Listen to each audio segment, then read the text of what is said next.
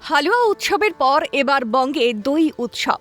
এতদিন কেন্দ্রীয় বাজেট পেশের আগে কেন্দ্রীয় অর্থমন্ত্রী নির্মলা সীতারামনকে হালুয়া উৎসব পালন করতে দেখা গিয়েছে। এবার সেই রকমই ছবি দেখা গেল বাংলাতে। রাজ্যে বাজেট পেশের আগে অর্থমন্ত্রীকে দই খাওয়ালেন মুখ্যমন্ত্রী। বিয়ের অনুষ্ঠান থেকে যে কোনো শুভ কাজ, পরীক্ষা, ইন্টারভিউয়ের আগে দই খাওয়ার প্রচলন আছে বাংলায়। হিন্দু শাস্ত্র মতে দইকে পঞ্চামৃত বলা হয়। শুভ কাজের আগে পুজো করার রীতি প্রচলন রয়েছে। প্রাচীনকাল থেকেই বাঙালিয়ানার মধ্যে এই রীতিনীতি গেঁথে রয়েছে। রাজ্যে পালাবদলের পর সেই রীতিতে শান বিজেপি সরকারের। সোমবার রাজ্যে পূর্ণাঙ্গ বাজেট পেশ হয়। তার আগে পুজো দেন রাজ্যের মুখ্যমন্ত্রী শুভেন্দু অধিকারী ও অর্থমন্ত্রী স্বপন দাশগুপ্ত। করেন আরতিও দুই মন্ত্রী। তারপরে অর্থমন্ত্রীকে দই খাওয়ান মুখ্যমন্ত্রী।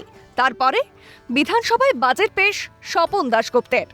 পালাবদলের পর থেকেই বাংলার রীতিনীতি সংস্কৃতিতে জোর দিয়েছেন শুভেন্দু সরকার। বাংলা ঐতিহ্যকে ধরে রাখতে মরিয়া বিজেপি।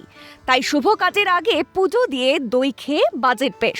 এই বাজেট রাজ্যবাসীর কাছে অত্যন্ত গুরুত্বপূর্ণ। আগের সরকারের ঋণের ফাঁদ থেকে রাজ্যকে বাঁচানো থেকে শুরু করে শিল্প, পরিকাঠামো, উন্নয়ন সবকিছুই এই বাজেটে খামবন্দি রয়েছে। তাই সেই সমস্ত বয়ান পেশের আগেই নিজের সংস্কৃতি মেনে চললেন রাজ্য সরকার। Calcutta news.